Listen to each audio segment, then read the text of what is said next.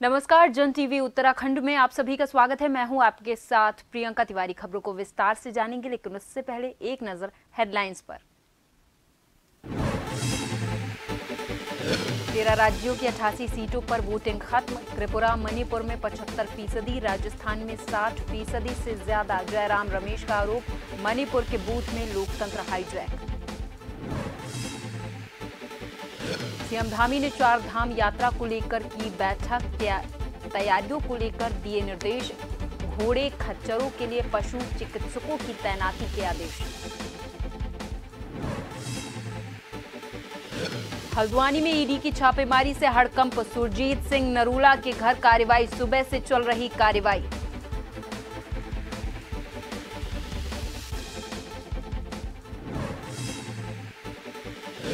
नैनीताल समेत कुमाऊं के जंगलों में आग लगने की घटनाओं में तेजी। वन संपदा जलकर हो रही खाक। धुआं उठने से लोगों को सांस लेने में परेशानी। और आईपीएल के 17वें सीजन के रोमांच के बीच बीसीसीआई का फैसला। 50 शहरों में लगाए जा रहे आईपीएल फैन पार्क। बन्नू स्कूल में 27 और 28 अप्रैल को होगा आयोजन।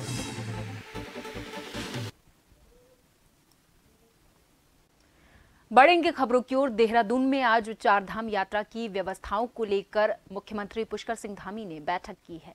बता दें कि बैठक में सभी अधिकारियों को यात्रा से पहले सभी तैयारियां पूरी करने के निर्देश दिए गए हैं।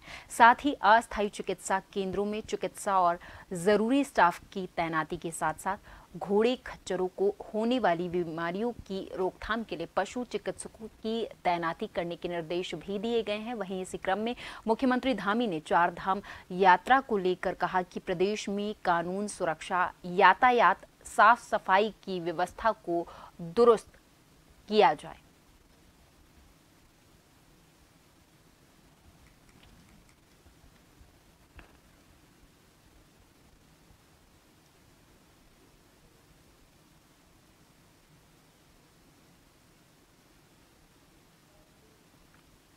ये अपने आप वायरल हो जाता है, तो इस दृष्टि से हमको हम लोगों ने आकलन किया है, सब विश्लेषण किया है और जो भी तैयारियां जरूरी हैं वो सब तैयारियां की। जो फीडबैक आए हैं उसमें जो जहां पर सुधार की आवश्यकता है, सड़क ठीक होनी है, उस पर भी बात करी है। परिवहन की व्यवस्था अच्छी होनी है, पार्किंग, होटल, ढाबे, रेस्टोरेंट, आवास से संबंधित सभी व्यवस्थाओं, पुलिस की यातायात व्यवस्था, उसमें क्या योगदान होगा, नकली वस्तुएं आती हैं, किस प्रकार से हेली दर्शन और उससे आने वाले लोगों को कोई परेशानी न हो और सबकी यात्रा अच्छी हो। हमारा ये उद्देश्य है कि यात्रा में हर साल यात्रियों की संख्या बढ़ रही है। तो ये यात्रा उत्तराखंड में हो रही है, लेकिन पूरे देश के लोग, दुनिया के लोग इस यात्रा में सम्मिलित होते हैं। तो अच्छी यात्रा हो और अच्छे इंतजाम हो, वो सब प्रयास हमारे जारी रहेंगे और उनके संबंध में आज बैठक हुई है। रामनगर में शुक्रवार की दोपहर छोटे बैराज के पास सड़क पर एक महिला की बेहोश हालत में पड़े होने की सूचना आसपास से गुजर रहे लोगों के द्वारा कोतवाली पुलिस को दी गई। इसके बाद मौके पर पहुंची पुलिस ने इस महिला को सरकारी अस्पताल में भर्ती कराया। घटना के संबंध में जानकारी देते हुए कोतवाली के वरिष्ठ उप निरीक्षक मोहम्मद यूनुस ने बताया कि ये महिला कुछ दिन पहले भी सड़क पर घूमते हुए दिखाई दी थी।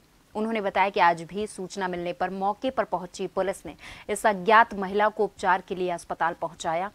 वहीं उन्होंने ये भी बताया कि अस्पताल में डॉक्टर ने बताया कि महिला नशे की हालत में है और कुछ भी बोल नहीं पा रही है।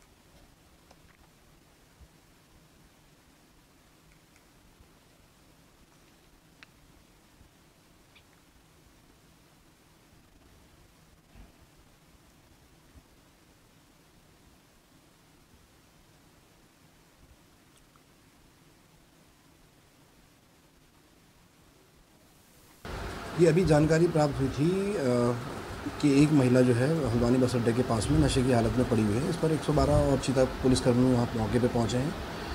उक्त महिला को वहाँ से हटाकर अस्पताल पहुँचाया गया है, जहाँ उसका इलाज चल रहा है और डॉक्टर द्वारा बताया गया है कि अभी उसने नशा किया हुआ है। बाकी वो काफ़ी दिनों से यहाँ घूमती हुई देखी गई है। होश में आने के बाद उससे जानकारी करें, उसका पता लगाया जाएगा और उसको सुरक्षित उसके घर छोड़ा जाएगा।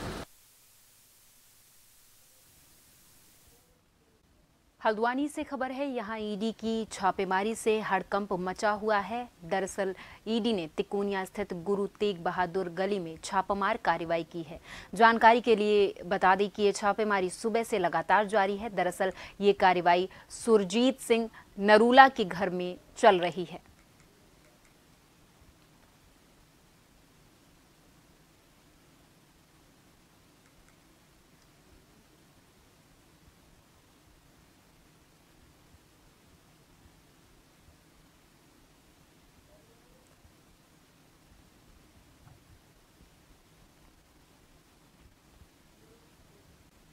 गर्मियां शुरू होते ही नैनीताल समेत कुमाऊं भर के जंगलों में आग लगने की घटनाओं में तेजी से बढ़ोतरी हो रही। नैनीताल के लदिया खान, ज्योली कोट, मंगोली, खुरपाताल, देवधुरा, भवानी, भीमताल, मुक्तेश्वर समेत आसपास के जंगलों में इन दिनों भीषण आग लगी है, जिससे अमूल्य वन संपदा जलकर खाक हो रही है। तो वहीं दूसरी तरफ वायुमंडल और इंसानों के स्वास्थ्य पर भी बुरा असर पड़ रहा। जंगल आग उगल रहे हैं। वनाग्नि के कारण चारों तरफ धुआं छाया हुआ है, जिससे 5 गुना इसमें बढ़ोतरी हुई है। 20 से 25 रहने वाला आंकड़ा 2.5 के ऊपर पहुंच गया है। इन हालातों ने वैज्ञानिकों और पर्यावरणविदों को चिंता में डाल दिया है।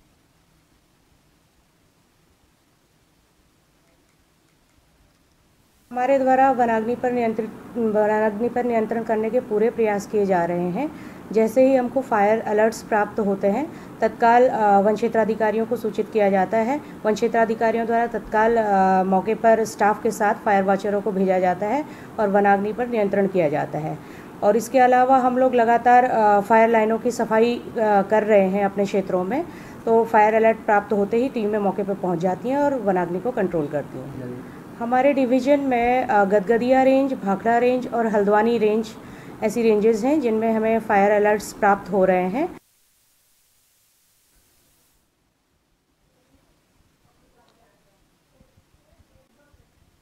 चंपावत में वर्तमान समय में हो रही वनाग्नि की घटनाओं की रोकथाम के लिए लगातार प्रयास किए जा रहे हैं। एसपी चंपावत अजय गणपति ने जनपद के सभी लोगों से जंगलों को आग से बचाने की अपील करते हुए कहा कि जंगल बहुमूल्य है और इन्हें बचाना हम सभी का कर्तव्य है। एसपी ने लोगों से अपील करते हुए कहा कि बीड़ी सिगरेट पीकर जंगल या आग लगने वाली जगहों पर ना फेंकें। जंगल के आसपास अगर कोई खेत खलिहान हो, उस खेत में आग ना लगाएं। अगर किन्हीं कारणों से आग लग जाती है तो उस आग को पूरे तरीके से बुझाएं।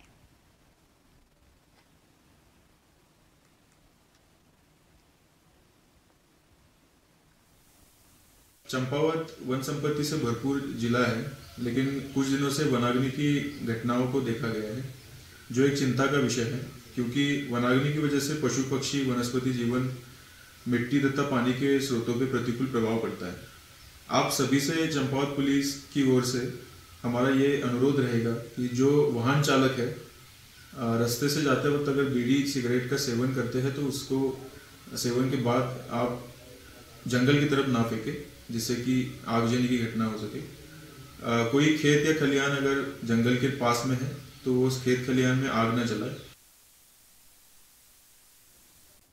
आईपीएल के 17वें सीजन के रोमांच के बीच बीसीसीआई अपनी घरेलू लीग आईपीएल को देश के सभी शहरों तक पहुंचा रही, जिसके लिए देश के 50 शहरों में आईपीएल फैन पार्क लगाए जा रहे हैं। देश के बाकी शहरों के साथ साथ उत्तराखंड के क्रिकेट प्रेमियों के लिए देहरादून के बन्नू स्कूल में 27 और 28 अप्रैल को फैन पार्क लगाए जा रहे, जहां क्रिकेट फैंस के लिए मैदान वाली फील देने के लिए सभी इंतजाम किए गए हैं। आईपीएल में 27 और 28 अप्रैल को डबल हेडर मुकाबले खेले जाने हैं।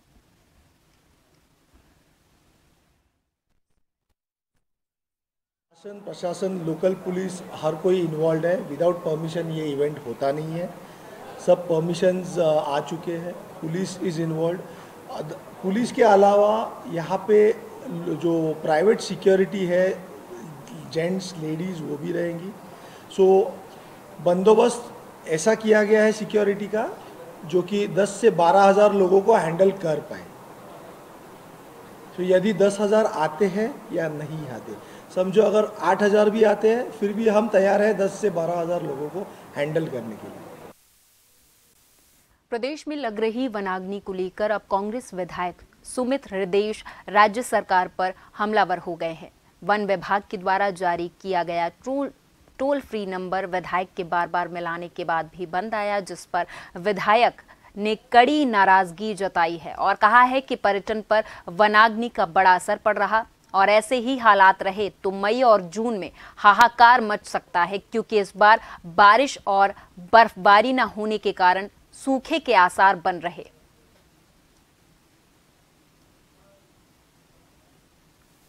तो रास्ते में जगह जगह ये जो जंगलों में आग है लगनी शुरू हो गई है। अभी अप्रैल भी समाप्त नहीं हुआ है तो भयावह स्थिति उत्पन्न होने वाली है। मई और जून के महीने में क्या हाल होगा। वैसे ही हिमपात क्योंकि इस बारी इतना कम हुआ है, जल स्रोत वैसे ही सूखे हुए हैं, तो इस बारी सूखा होने का बहुत भारी अंदेशा। और ये जो फॉरेस्ट फायर्स हैं, जंगल में जो आग लग रही है, इससे बहुत बड़ा कष्ट लोगों को भी हो रहा है, प्रदूषण भी फैल रहा है और गर्मी में तापमान भी बढ़ रहा है। और जो हमारे जंगल है, जो हमारी संपदा है, वो धीरे धीरे नष्ट हो रही है और सरकार सोई हुई है। टोल फ्री नंबर एक जारी करा गया है 1070 नंबर, ये मैंने 3 बारी आपके सामने अभी मिला है, स्विच ऑफ है। तो कोई हेल्पलाइन नहीं है, कोई मदद नहीं है। विश्व प्रसिद्ध जिम कॉर्बेट नेशनल पार्क के सबसे चर्चित जोन के ढिकाला पर्यटन जोन में ग्रॉसलैंड क्षेत्र से एक वीडियो सामने आया है, जिसको एक आईएएस अधिकारी ने अपने एक्स पर डाला है, जिसमें हिरन का बच्चा टाइगर से बचने का प्रयास कर रहा है, लेकिन बाघ हिरन के बच्चे को 15 सेकंड में ढूंढ लेता है और उसे अपना शिकार बना लेता है।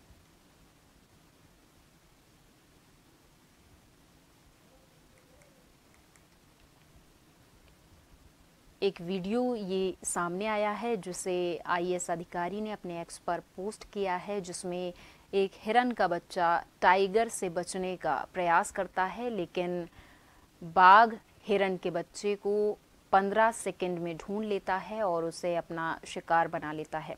तस्वीरों में आप देख सकते हैं एक बाघ और एक हिरन का बच्चा। काफ़ी प्रयास करने के बाद भी ये हिरन का बच्चा नहीं बच सका और बाघ का शिकार बन गया। हालांकि इस वीडियो को आईएएस अधिकारी ने अपने एक्स पर पोस्ट किया है।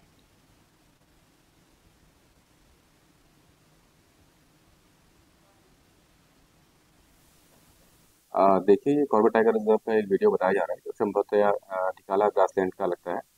ये वाइल्ड लाइफ और उसके जो प्रे और प्रेडेटर के बीच का रिलेशनशिप है। इस तरीके के जो वीडियोस हैं या जंगल में ऐसी घटनाएं लगातार होती रहती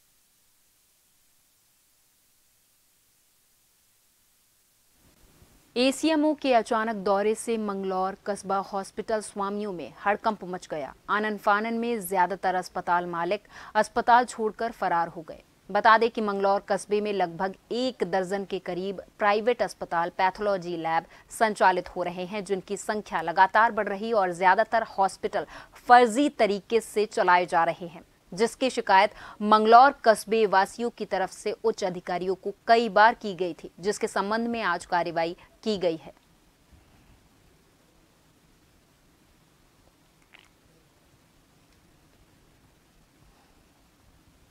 मंगलौर कस्बे वासियों की तरफ से लगातार ये शिकायत की जा रही थी कि उनके कस्बे में कई ऐसे हॉस्पिटल चलाए जा रहे हैं जो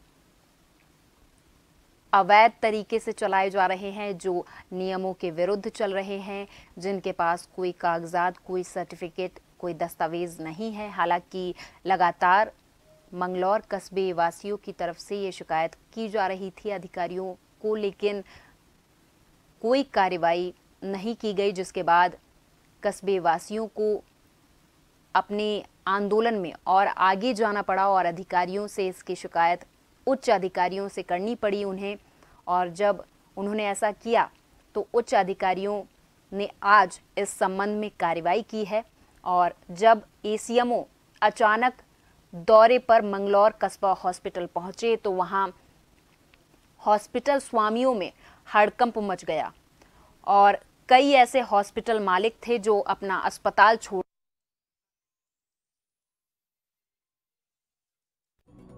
हो रहा है कि जो बिना रजिस्ट्रेशन के मेडिकल चल रहे हैं, लैब चल रही हैं सीए के बिना, उन पर सभी कार्रवाई हो रही है। आप लोगों के माध्यम से भी अवगत करा दिया गया और सीएमओ सर के निर्देशन में हमारी टीम कार्य कर रही है। सर मेरी साथ में है, तोमर सर और पूरी हमारी टीम है। हम जांच कर रहे हैं कौन डॉक्टर है, किसका रजिस्ट्रेशन हुआ है, किसका नहीं हुआ, और नोटिस जारी करके जो भी पेनल्टी होगी उनको नियमानुसार लगाई जाएगी। अभी कई हॉस्पिटल हम लोगों ने देखे, कोई पेशेंट नहीं था, कोई डॉक्टर नहीं मिला, सब पे कार्रवाई की जाएगी। स्वास्थ्य विभाग की पूरी टीम थी, लगभग बहुत अच्छी तरीके से हमारी छानबीन की, डॉक्यूमेंट्स देखे गए, हमारे पेशेंटों से जानकारी ली, उन्होंने पूछा उनसे कि क्या क्या ट्रीटमेंट चल रहा है, आपको आराम है या नहीं है। उनके गार्जियंस लोगों से बात की, बाकी हमारे पेशेंट बहुत अच्छे हैं, गार्जियंस लोग अच्छे हैं, क्योंकि हमारा व्यवहार उनके साथ बहुत अच्छा है, इसलिए वो हमारी तारीफ़ कर रहे थे। किसी भी पेशेंट ने, किसी भी गार्जियंस लोग ने हमारे बारे में कुछ भी गलत नहीं बोला।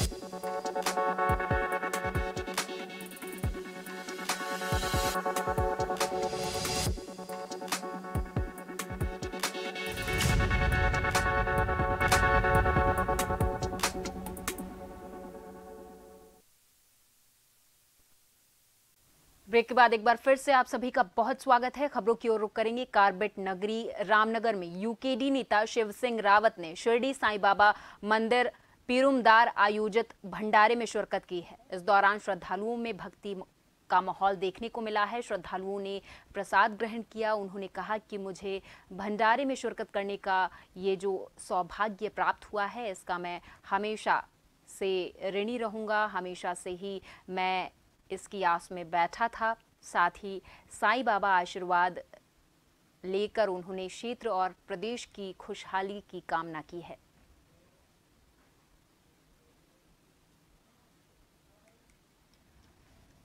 आज साईं शिरडी धाम तिरुमदारा शांति कुंज में भंडारक का मैं आने का सौभाग्य प्राप्त हुआ और मेरे उत्तराखंड के लिए सुख शांति की और खुशहाली की कामना, तीनों जगह आत्मशुद्धि के बाद ये प्रार्थना अपने उत्तराखंड के देवी देवताओं से की और आशा है ये मनोकामना पूर्ण होगी। की जिला और सत्र न्यायाधीश कहकशा खान अपने त्रैमासिक दौरे के तहत न्यायिक बंदी गृह लोहाघाट पहुंची, जहां उन्होंने बंदी गृह का निरीक्षण किया है। निरीक्षण के बाद जिला जज ने बंदी गृह में कैदियों से उनकी समस्याओं, स्वास्थ्य और भोजन के बारे में जानकारी ली। जिला विधिक सेवा प्राधिकरण के द्वारा उपलब्ध कराए जाने वाले निःशुल्क अधिवक्ता के बारे में बंदियों को जानकारी दी। इस दौरान बंदियों ने जिला जज के सामने अपनी समस्याओं को रखा है।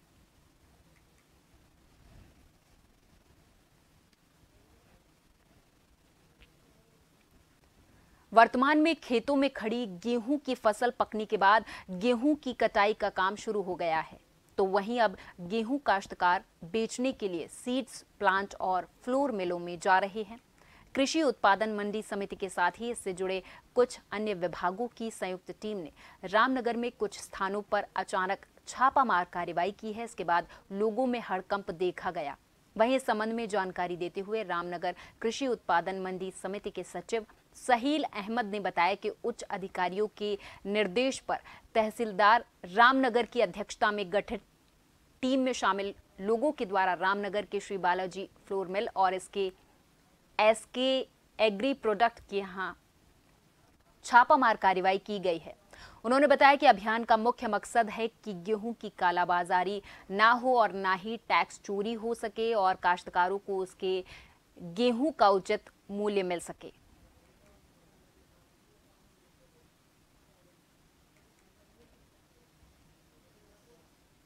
बालाजी फ्लोर मिल और एसके एग्री प्रोडक्ट्स, दो फर्मों में छापेमारी की और वहाँ पे जो है भौतिक सत्यापन किया कि बालाजी फ्लोर मिल, तो उसमें जो है 26,130 कट्टा गेहूँ स्टॉक में था और वर्तमान में जो हमने वहाँ पे देखा है तो 25,880 गेहूँ मौके पे पाया गया।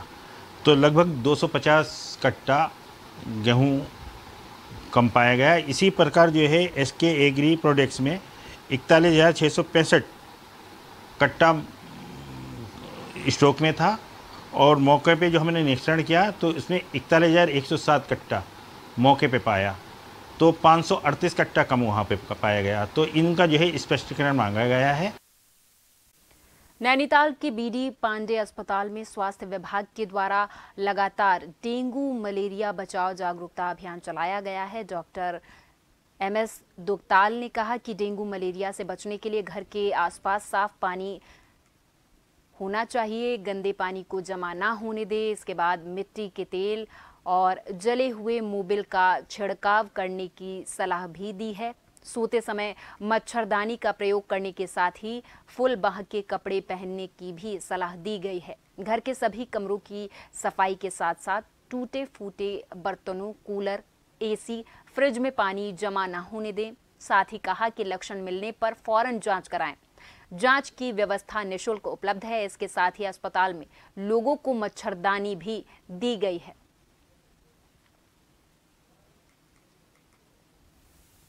इसमें मेन उद्देश्य यह है कि जितने भी हमारे पब्लिक है उनको ये जानकारी हो जाए कि जो मलेरिया को हम कैसे बचा सकते हैं, और जब जानकारी होगी तो वो मलेरिया से भी बच जाएंगे। जहाँ मलेरिया से बच जाएंगे तो वहाँ पर महिला तक अस्पताल में आने की जरूरत नहीं पड़ेगी। और गवर्नमेंट ने भी बहुत सारे ऐसा प्रोजेक्ट बनाए हैं, तो ये भी उनका ही पार्ट है। और गवर्नमेंट की जो एम है कि 2030 तक मलेरिया को ख़त्म करना है, तो उस पर्पस में हम लोगों ने सब मिलकर हमने आज जागरूकता कराई है और ये डेफिनेट है कि ये खत्म हो जाएगी। सर पहले तो हल्द्वानी में थे जो मच्छर थे, क्योंकि मच्छर से फैलता है, तो अब जो है क्योंकि यहाँ का जो टेम्परेचर है वो भी। गर्मी का सीजन आते ही हल्द्वानी शहर में आग लगने की घटनाएं बढ़ने लगी हैं। लिहाजा किसी भी आग की घटना में तत्काल राहत पहुंचाई जा सके, इसके लिए शहर भर में लगे फायर हाइड्रेंट सुचारू चल रहे हैं या नहीं, इसको देखने के लिए सिटी मजिस्ट्रेट AP वाजपेयी ने शहर के सभी 15 फायर हाइड्रेंट चेक किए हैं। जिलाधिकारी वंदना सिंह के निर्देश पर सिटी मजिस्ट्रेट ने शहर के मंगल पड़ाव, मंडी और बाजार क्षेत्र सहित विभिन्न इलाकों में लगे 15 फायर हाइड्रेंट का निरीक्षण करते हुए उनमें से वाटर सप्लाई चेक की, जिसमें मंडी क्षेत्र के आवासीय परिसर में लगे फायर हाइड्रेंट को एक्टिव नहीं पाया गया, जिसे चेक करके ठीक करने के निर्देश सिटी मजिस्ट्रेट ने संबंधित विभाग को दिए हैं।